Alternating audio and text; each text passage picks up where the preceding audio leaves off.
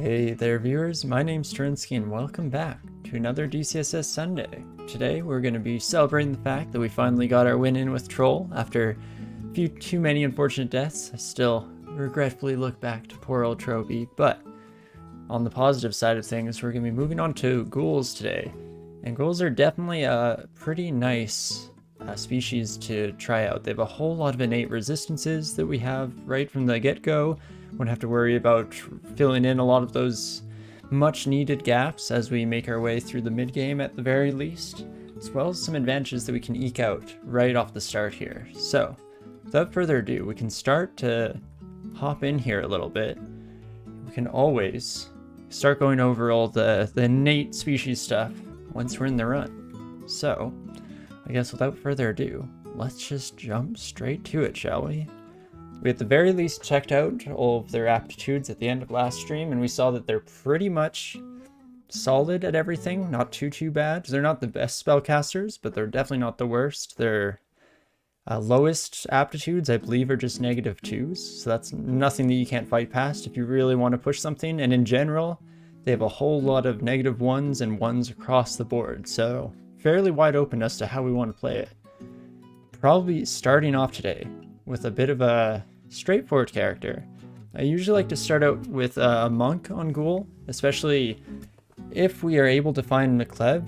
It's a really nice synergy. That is, McLeb's healing on kill ability that sometimes procs works pretty well with the Ghoul's heal on kill ability.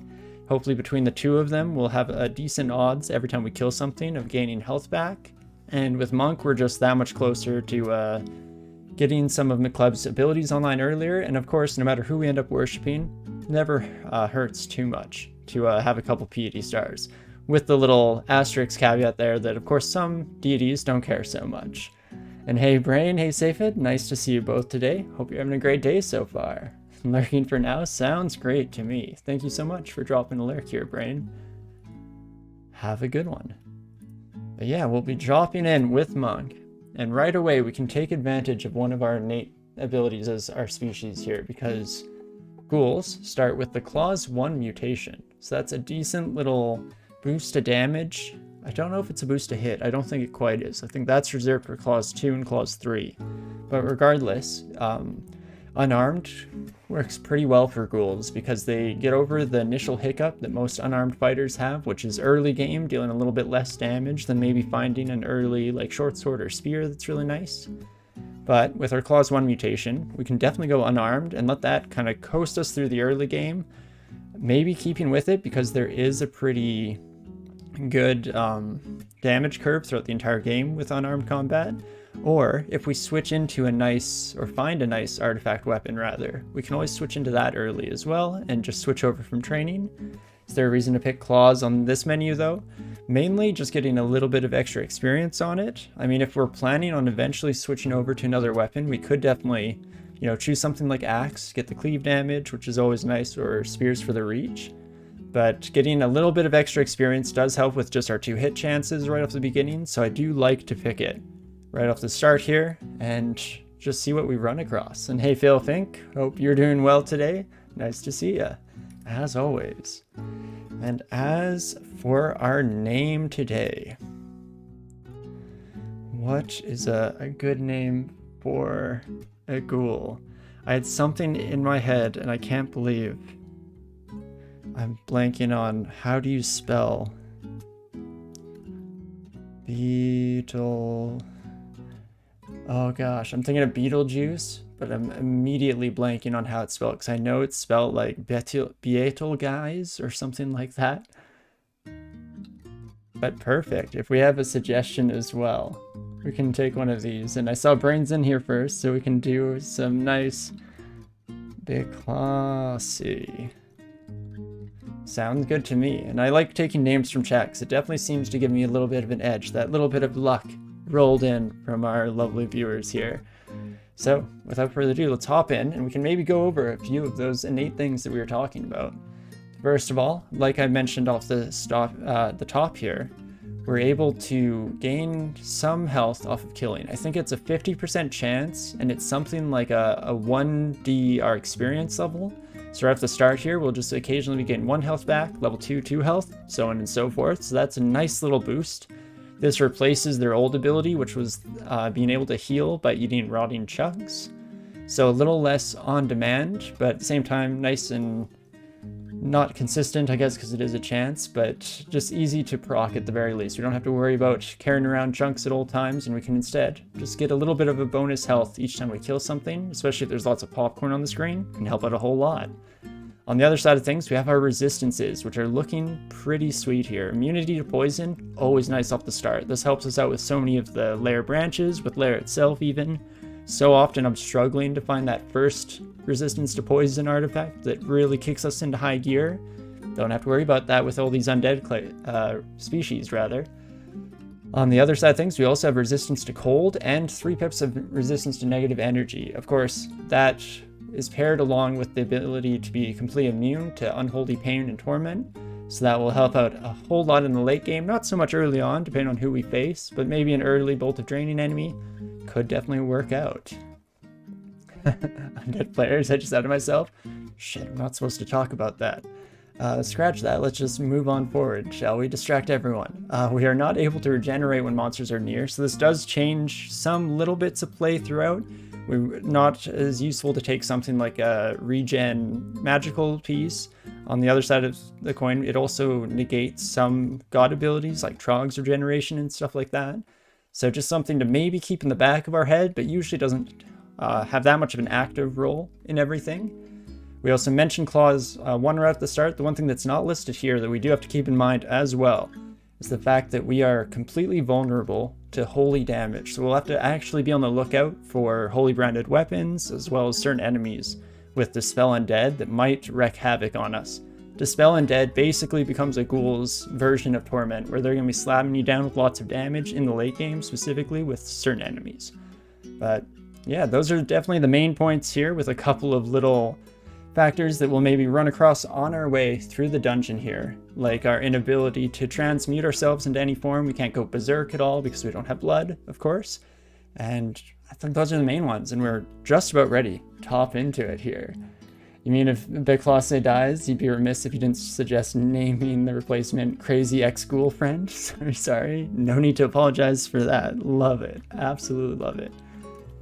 There's a reason why you're one of our constant supplier of names, Safed. You just have a gift for it. It's all absolutely fantastic. And thank you so much to Hosu312. Maybe that's how we pronounce that name for the follow. Appreciate it a whole lot.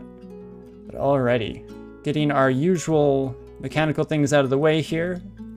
Just in case anyone hasn't seen it before, I always like to pick up a nice amount of throwing weapons right at the start here. Start filling our inventory with some potential options to use against ranged enemies or the like. Even just softening enemies up on their way towards us, always a nice thing. And right away, we'll be seeing our advantages to our Clause 1 here. Maybe not so much against this Hobgoblin, but against that Quokka itself. Quokkas are oftentimes getting me down to low health early on, even on these more fighter-based backgrounds, if just because they're slightly harder to hit than a lot of other creatures we find. And they deal an alright amount of damage on their own as well. But as long as we can make it through the first little bit of the dungeon here without too much trouble, we'll definitely start rolling pretty quickly here. We can just keep it going. We are training unarmed at the start here in order to get our to-hit chances as well as our damage up at the start. Again, we won't be completely remiss to switch to a weapon if we find something nice and shiny early on, but no rush, and also happy to stay with unarmed and use kind of throwing as our main training skills for the offensive skills at the very least in the future. So how are you and ghouls and goblins tonight? Absolutely fantastic. Now, let's split these enemies up a bit. Early Scorpion is a little bit scary, and in fact, oh geez, are we gonna lose our first ghoul nice and early? We could die in one hit now, at the very least. Chances to hit with poison. I should have done this earlier, but in fact, there we go. Get that one out of the way nice and early. So, definitely should have been paying a bit more attention to the enemies there. I thought we could take a Scorpion, but very much wrong. I thought we were level 3 or something in my head. But what we could have done was try and apply that poison a little bit earlier. They are weak to poison, or susceptible at the very least. But hey, that just gets our first jitters out of the way. And now we're fully ripe and ready to be heading down. And with that in mind, let's just give Monk one more chance here, because I definitely didn't give them a good enough shot. Ooh, and we are wearing one of my favorite robes this time right off the bat. Or never mind, we are not. I thought we'd get the black with the red streaks. But maybe, just maybe, we'll see what we come across in the dungeon here. One disadvantage that we had there was not finding an early piece of armor. I like switching into heavy armor as quickly as possible when I started as a Ghoul Monk, but no dice. And that's just the way it crumbles here. So this does immediately give us the ability to rename ourselves to the lovingly suggested ex-Ghoul friend. And let's hop into it here. Immediately changing out all the usual things. I still want to be training that unarmed nice and early here. And let's hope, oops, not sling bullets, that we get a little bit better luck this time, as well as maybe have me actually paying attention. So sad to see these buddies go down the drain, but hey, at least it was nice and early. Entrance to D2, not the end of the world. And this one is going to go much better. Besides, I didn't even get the seed last time. I'm a complete fool. So let's pop that buddy down right now. I probably should have opened this file location before we started streaming today, but I was in a bit of a rush. We actually had a crazy hailstorm up where I live right before I started. It was about a 10-minute period where it was just torrential hail for the start, relatively small, you know, like Max Nickel size. And then for about a minute or two there, it was starting to rank up to a quarter size, and slamming against my window here was obnoxiously loud, which I'm sure would have transferred through the mic. But fortunately, most of the time when we get storms like that in this area, it doesn't last too long. So it just blows on through, which I'm very grateful for. But let's see here, open up my ex-Ghoul friend dump. Copy this game seed here, and bada boom, bada bing. That should do it. And without further ado, now, if anyone wants to play along at home, definitely are able to and free to. And let's try this time to get ourselves into a slightly better place. Rough start, as the first jackal almost takes us out. Thought a rat and a jackal wouldn't be too bad to face on our own, but here we are in dire straits. Luckily, they're usually only doing about 1 damage there with even our starting armor class and with some good luck. And so, able to make it through that first pack. I know that they changed the early game melee here, but I usually don't actually have too much issue with it. Besides apparently today, where our Ghoul is going to have some really unfortunate rolls to start off here. But adversity just breeds ingenuity. That's the word I'm looking for. I stumble my way through the English language here as well. And besides, it's the whole ideals behind evolution, right? If we're able to have a Ghoul that survives this rough early game, they're going to be that much more likely to get through the rest of the game as well. In fact, I was looking on the subreddit the other day, and one of the developers of the game put together a little bit of a chart that was graphing the win rates, or the death rates rather, of this version and the last throughout the past couple tournaments here, and which experience levels players were seeing most deaths at. And it was cool to see that more deaths were happening in 0.27 in the early part of the game, and then it was middling in the middle, going back and forth, and then for the largest section at the end, there were actually fewer deaths in 0.27 than there were in 0.26. And I know my personal theory there was that it was also operating off of a similar idea as evolution, where any character that was strong enough to make it through the harder early game usually had more tools at their disposal, or a more comfortable starting position for the rest of the game in order to make it through in one piece. Though in both cases, or in both versions rather, there's a very, very steep intake or uptake of deaths right at the end of the game. Because Zot 5, of course, is absolutely brutal, and Orb of Zot in general, I guess. And it definitely showed in that chart, which is just fascinating to see. Also, let's maybe calm down a little bit here instead of rushing directly towards Robin, because this is going to be another tough early fight here. Fortunately, if we get enough hobgoblins between the two of us, we can just clog the way and they'll no longer be able to throw gobbies behind us as well. Level 3, let's tab into Robin for sure. I do my best to get these buddies killed right off the start. But look at that. No problem once we clear out the masses themselves. Of course, the fact that they enrage is a tough part of that, or get mited rather by Robin, is the main difficulty there. Otherwise, we can mow through most of the hobgoblins at this stage at the very least. Let's see, Natasha made a promise that I wouldn't kill you anymore. You're gonna make this difficult, aren't you? Slowed us right away. Could get brutal too. Fortunately, we can at least kill this version of Natasha a couple times without feeling horrible.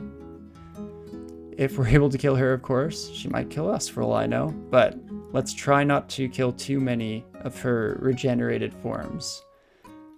So that would be very unfortunate. Again, she's just an innocent cat looking for her owner. And can I begrudge her for that? No, that's just not unfair of me, I think. And ideally, though it's not actually a possibility in the game here, I'd like to imagine that we pick her up on our way back up through the dungeon and can live a happy life together in the future with me as her new owner. But in order to do so, we do have to keep her alive, and oh my gosh, look at that. We get both of the little hobgobby friends here. Jib showing up as well with a Wand of Paralysis, which, fortunately, one of the better wands that she could have. Especially if it's just her next to us, we can take a couple hits, no problem. It's much worse when it's a Wand of Acid, or especially like an Ice Blast wand. Can absolutely wreck us in the early game here. But being able to take out 2 uniques this early on also has its advantages, with a nice little boost or uptick in our experience levels, which you love to see. And with that, I might actually run upstairs, find the one stairway we haven't explored down, see where this brings us out. In fact, this is kind of far away from where we last saw Natasha, so I don't feel too likely to run into her and get her killed by accident. So let's take advantage of getting a little bit more experience before we move down to the next floor here. Now we're finally, this time around, hitting a slightly better spot in terms of my comfortability, because it's always in these first couple floors that things are really dicey, and then they'll start to level off at some point, especially again with the fact that we don't have to worry as much about things like resistances as we do on lots of other characters. Though of course, I am ready to immediately send myself into a death spiral by making a bad decision if we run into maybe an early scorpion again. Let's try and do slightly better, shall we? And we can even just double check everyone. Like, an iguana is kind of rough, and in fact, if we go over that again, 34% chance to evade us, 56% chance to hit. Could kill us in 4 hits. We should be able to take you on, all things considered. Especially if we can soften you up a bit. In fact, let's take you upstairs so that we don't have to worry about extra fights. It's funny, I feel nervous about iguanas in particular in this game, because I think I've mentioned before that I've had some very unfortunate rolls fighting them before, where I've missed something like 6 of those 30% chances in a row, and then almost gone completely slaughtered by them. So I'd be remiss to have the same thing happen again. But fortunately, 'tis not the case today. Can instead keep moving on here. I should actually quickly hop into my skills here. I'm going to set an early target on unarmed training at 12. We might go beyond there, especially if we want to stick to unarmed training for the rest of the run. But for the time being, that's a nice little starting point for us, and will at least give me a little bit of a reminder as to when we might want to start branching out and what kind of skill training we're doing. And ooh, those are expensive potions of curing, but I'll still mark them for the future. And perfect. Finally getting to a bit of a plateau. Of course, ready to have all of that thrown away with the first like two-headed ogre we see on D5 or something silly like that. Let's just be cognizant, be aware, and remember the most important lesson of all, that overconfidence is a slow and insidious killer. Completely change up the delivery of the line, and okay, here we go. First ogre with a giant spiked club. So this buddy is gonna slam pretty hard. We could try and get some early poison down, and in fact, we could do so with relatively low risk, as we could backtrack our steps, bring them around these corners, heading to either this stairway or back to the one we came up. By which I just mean that we could get a couple stacks of poison going. Ideally, that does an okay amount of damage. That's actually pretty close to making me feel comfortable enough to take you on. The only issue there is we have no escape options this early on. So if we're trying to keep our ex-school friend alive here, should probably be a bit cautious. This buddy can kill us in 3 hits if we're unlucky. So slightly worse than our odds were against the iguana themselves. Though ideally we could take them out in as many as well with good rolls. May for the time being, let's not risk things unnecessarily. Let's bring this buddy with us, as long as we don't get constricted. That's where everything might change if we actually get held back by the ball python here, which usually doesn't happen. They're relatively weak in terms of that constriction, at least compared to some of the monsters we face later in the game. But let's see. I want to get a couple more poison stacks on our ogre friend. Maybe bring the ball python up, and then we could quickly check in. I think this buddy will have healed up fully, and in fact I'm going to switch over to my mouse clicks just so that I get fully interrupted as soon as we see that ogre again. Hello friend.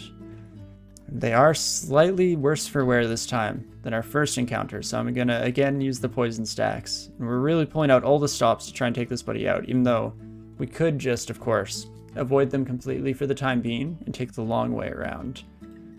Let's see, we get 2d5 off the Wand of Flame versus some poison damage. I think I will go with the Wand of Flame, 85% chance to hit. It's not bad. Then we should be able to start the fight. Not fantastic there. Again, we're given a little bit of a gap here. Lost it. Don't like that. Usually when we're offset slightly on energy, it's not my favorite thing in the world because it's just unpredictable. Maybe we can take one more look here though, because one more hit does kill you. How risky are we feeling? A 23% chance to evade our claws. So actually a better chance to evade our claws than it does the Wand of Flame. Claws probably do slightly more consistent damage, but it is early times here. Early days, as it were. I love getting a See Invisible ring right off the bat, but hey. We can risk it a little, right? We have no streak on the line, and if we get the kill, it's a nice amount of experience, and besides, there's no way that we don't, right? Like I said, no doubt in my mind. So let's take out that ogre nice and early. We had at least 2 damage guaranteed on that wand, with decent odds to get higher, so that worked out. So thank you so much for the follow, Eptic.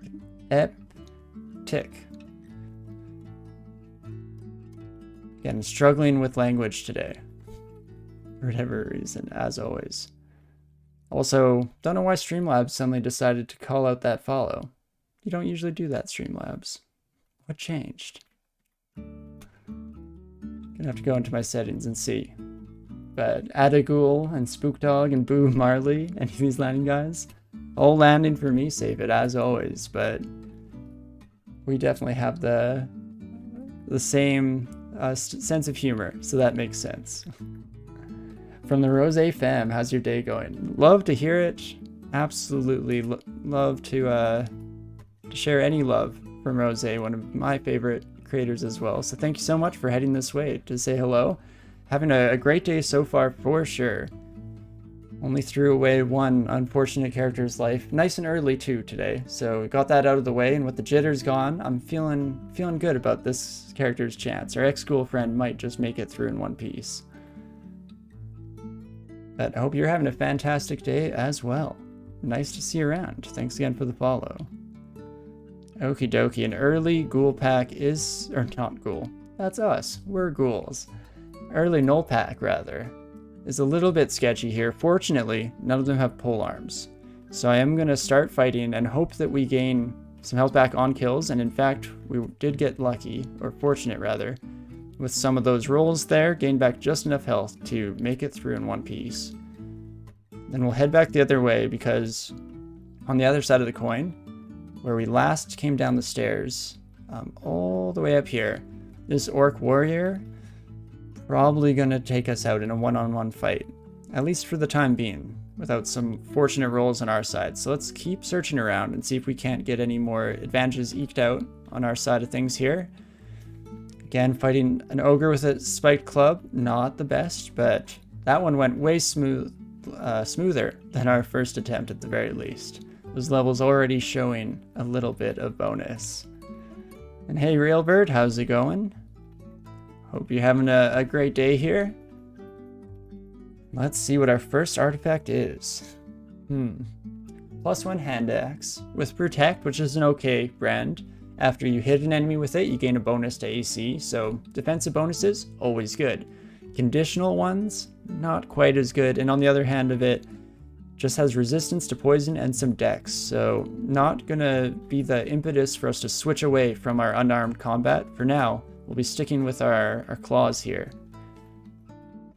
Of course, that's always subject to change based on what we find. How's the Ghoul run going? Is this still the first Ghoul attempt? It is the second, but the first Ghoul attempt died on D2. Very early on here. So the first one that has made any real progress, an unfortunately early Scorpion kind of ran us in a bit of a rough situation on that first run. But so far, ex-Ghoul friend is doing all right. Definitely is now at the point where I should start reading some of our consumables here, getting some of these bad boys identified. Holy crap. Scroll of Immolation is our first big stack. That's not what I expected. I was definitely hoping for Identify there. And in fact, I'm concerned about using too many of these. I never like using up an early blinking scroll. They come in so much handy later that it makes me want to push the boundaries, at least a little bit here. We'll see how long it takes us to pick up maybe one more scroll in a stack here. In fact, we do so right away, and let's check it out. Get Amnesia this time. Again, not quite what we're looking for, but it's getting there. This stream has a chill Sunday vibe. Thank you so much. I appreciate the comment. That's definitely something that I enjoy being slightly known for. Of course, I am cheating the system a bit, just by essence of the fact that I have the polybridge music going. I think that does a lot of the work for me. But thank you so much for the lovely comment. Early Scorpion got the first Ghoul. Aren't ghouls immune to poison? They are indeed, but we were level 2, still in robes, because we hadn't found any stronger armor. And unfortunately, just let them close the gap.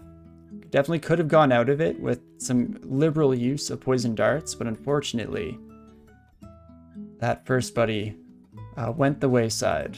But hey, gave us enough of an impetus to be a little more careful in the second run here, which is always a good reminder for me because I am so often running a little hot and going a little fast. It's nice to be reminded right off the start to slow down, take a few breaths, make sure that we're not running into anything too stupidly. Because yes, while a Scorpion is much less of a danger than it might otherwise be for most characters, we were still unfortunately hit pretty hard. And oh my gosh, this Orc Warrior just is not leaving us alone. But I'm just gonna take some manual steps towards this other stairway here. In fact, let's bring you kids down into the spiral. Maybe you'll just hang out in the hallway for a bit.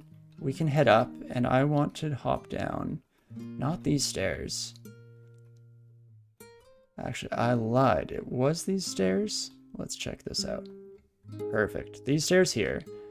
And then that brings us a little bit closer to this unexplored stairway without the nasty orc warrior in our way. And getting a nice step onto Prince Ribbit early on here should help out in the fight. Not as much of a backstab as I otherwise might have liked, but it's something. Let's see here. Fortunately, Prince Ribbit is somebody that we can either wait till they blink away from us and just run away, heal up, no problem whatsoever. Or on the other side of things, we can always take Prince Ribbit upstairs with us and try and do the same thing up there. Park them on the upper floor and then hope to just avoid them for the time being, go back at a later date. Let's see, our chance of hitting with poison is pretty low, but I am going to start throwing out some poison needles here because that might give us the impetus to actually try and make it through the fight. And in fact, we can bring Prince Ribbit upstairs right away. And as soon as things start going sour, we'll get the heck out of here. But until that point, let's take advantage of the fact that they will not close the distance with us and instead just keep dancing around the problem. And there we go, off screen. They die to the poison we applied. And any early unique kill is absolutely fantastic, if just for that nice little bit of experience. And we can go on exploring the rest of the way in our usual fashion here. Slowly but surely getting to a slightly more comfortable stage in the run. Of course, I would very much appreciate finding an early shield here, maybe getting our shield skill trained up right away. Or on the other side of it, maybe getting a slightly heavier piece of armor.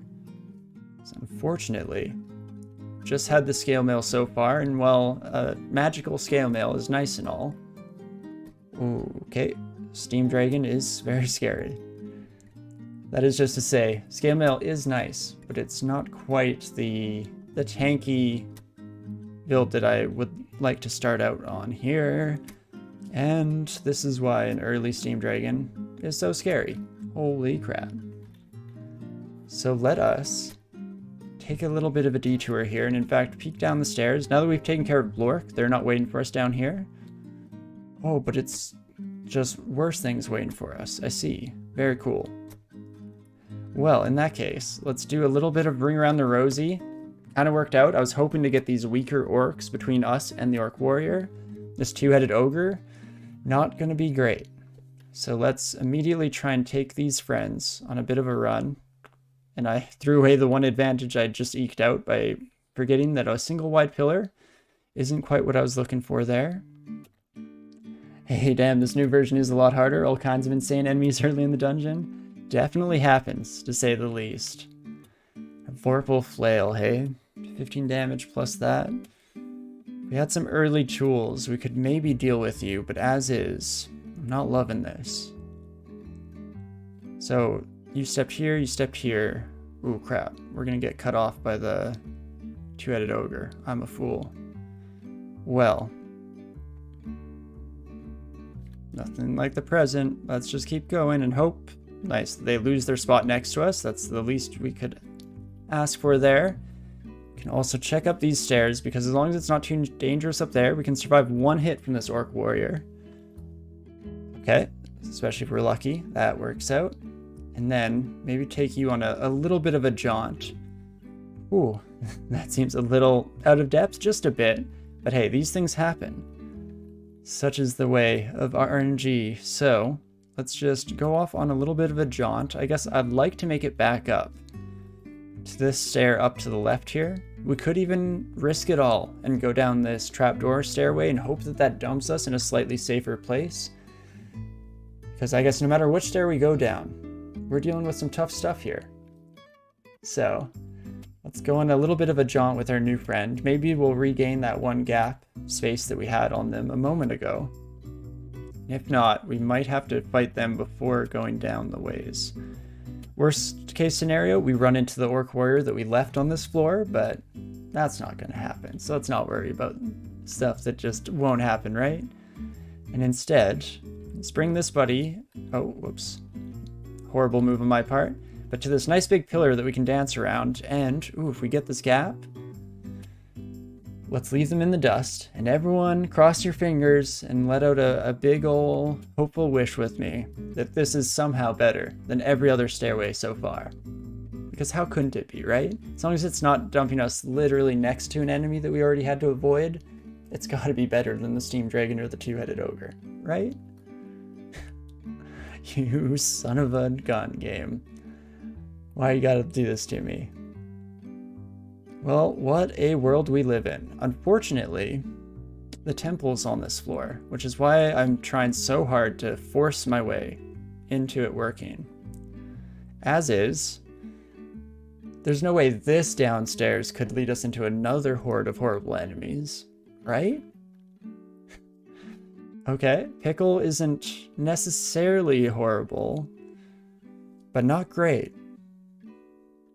Not great, friend. You know what? Let's take you friends on a little bit of a journey, shall we? Everyone follow me. All together now. Let's get another downstairs, maybe? Maybe, just maybe? I guess I can't really go to the temple, right? The Stairway Lottery doesn't have many winners. Unfortunately not. At least so it would seem for us today. Here's what we're gonna do.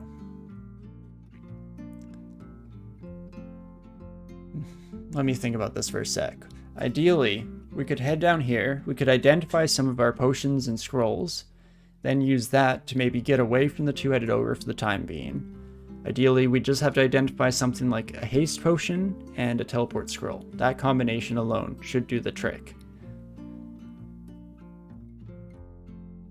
But it is risking it, of course. But hey, don't have great options so far. If we keep going along this path, we may run into the steam dragon that we left behind. So we're just dripping trouble everywhere we go here. And let's hope that maybe a deity can get us out of this hole, shall we? At least help us on our way out. Unfortunately, no Maclib, which is who I was hoping for, but does mean our options are a little bit more open. And in fact, let's think about this for a bit, because we could go for a good old Go's Egg. Greed is good. Obviously one of my favorites, as been seen by our previous runs here. Definitely my highest win rate amongst the different combinations that we've tried in my attempts to win with every species. On the other side of things, we could go with Okawaru. Okawaru will gift us lots of nice throwable ammunition, as well as if we stick with unarmed combat, Okawaru's abilities really synergize nicely with that. Both the ability to increase our attack speed even greater than the already pretty fast unarmed attack speed, as well as the fact that Heroism, which raises all of our fighting skills by 5, it affects unarmed combat disproportionately relative to other types of weapon skills. That is just to say that the 5 points we get at that, even if that's going from level 22 to the max 27, adds on a whole lot of damage, versus most weapons won't see that much of an increase by that 5 skill.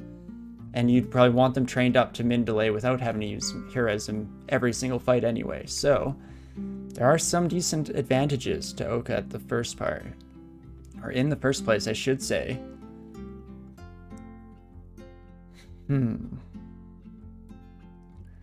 As a ghoul, do you lean towards melee or caster? I usually lean towards melee, especially in a 3-rune run for a ghoul, because I do really enjoy the unarmed. And just having a lot of nice solutions in terms of being able to train throwing and evocables. You don't have a lot of places you need to dump experience, which is nice for these shorter games for sure. That's not to say that I'm against the idea of going caster, especially we got some good early spells, I should say. Oh wait, no, Ignite Poison isn't what I want on itself. I need a way to poison. So I want OTR and Ignite Poison, and that definitely might make me pivot into a full spell casting. In general, I like fire because I love Ignition as a spell, but for the time being, I think I'm going to lean towards melee and see where the game takes us, because who knows? It's definitely a wide open dungeon with tons of options. Kiku's an option, definitely is, especially if we wanted to pivot into necromancy. It's a pretty solid choice early on here. Pog, it's a Steam or a stream even. Nice to see you, Drunk Seraph, and I'd like to thank you now that you're here in person. Thank you for the beautiful name, Rockin' Troll, that managed to get us all the way to our win finally with Troll. Definitely owe at least a small portion of that to you for helping us out. The fortunate and lucky name. And very fitting as well. I absolutely loved it. But I think I will go with Okawari here. We'll try and use that heroism and finesse to the greatest advantage here, as well as getting a lot of nice gifted throwables, which will hopefully go on to a good place. So before we go upstairs here, let's do another quick peek. Got that 2-headed ogre, potential steam dragon, 2 orcs. Good to know. So here's where we're gonna dip into our pockets and try and get some good consumables. And we start off with a scroll of identify. Not too bad. I might leave our 4-stack potions for now, and we'll just sip one of those, see how it works. You knew the little dude would make you proud, and indeed they did. Made us all proud. Managed to subvert even my own stupidity and bring us a nice, comfortable win there. But okie dokie. Let's go with some scrolls off the bat, because I'd really like blinking or teleport were the ones that would save us a whole lot of trouble. So maybe let's try one more time here. Ooh, summoning isn't horrible either. Summoning will just bring in a lot of meat shields, a lot of bodies. They can potentially take the hits for us. The only issue there, of course, is we have to survive 2 hits probably. Because we'll come upstairs, we'll most likely get hit. Then we'll take a turn to read, also get hit. Then we can swap places with summons and use them as body blockers and get the heck out of there. But not great odds necessarily. So let's see if there are any other solutions here. We will take a sip of those blue potions. And we get degeneration right away. Thanks, game. That's what I needed. More unfortunate rolls here. Welp. We'll have slightly lower attributes for the time being, but that will go away with a bit of experience. Which we'll obviously get, because we will survive this, don't get me wrong. I have utmost confidence in our ex-Ghoul friend to pull through in one piece. But in order to do so, let's take another sip, shall we? Okay, we have heal wounds, which is a pretty solid thing. It's not quite enough to save us from a 2-headed ogre, I don't think. So let's go with one more scroll read. We're going to read Luke Zunius here. See what that gets us. Magic mapping. Holy crap, we're getting a weird medley of scrolls here. I expected teleport to be in one of these 2 stacks, but not today. So it would seem, at least. Welp. Let's see. If that's not going to give us the solutions we want, we could try these other potions. Again, I'm hoping for haste, because haste we can just run away. And that's usually my favorite option in this game. So let's try one more. We got curing. And we'll also drink these lumpy yellow potions. And we get cancellation. Huh. What a wacky seed this is so far. Well, in that case, I don't know if you friends will follow me up the stairs, and I'm not really willing to risk it. So let's just all, again, collectively cross our fingers and see how she goes. Upwards we go. If I can dance around these orcs, I should be able to get them between me and the ogre, at the very least. Ooh, apparently not. That ogre's real quick on their feet. And now's the time where we could use the Scroll of Summoning, but I'm going to be a little bit greedy and hope that we don't run into the Steam Dragon. Okay, and we do not, at least right away, run into that friend. That's good. It's very good. That snake is going to be a pain, though. Moccasins are too fast, so I think what we'll do here is hop down into this hallway, take a look at this friend. Up to 10 damage, so not a whole lot with our immunity to poison here. Do I use a summoning scroll? Probably should. To say the least, I probably should. Could also go for heroism and try and fight our way through this, but that's not looking great with the medley of monsters we've managed to accumulate here. If I can just bring this snake back to the stairway, we should be fine, but they'll probably get more than 4 attacks on our way to this upstairs. So it's not looking fantastic there. And in fact, let's play it safe. I'm going to bring in some body blockers. Do your work, friends. Please keep these buddies off of our back. And we are just going to run away.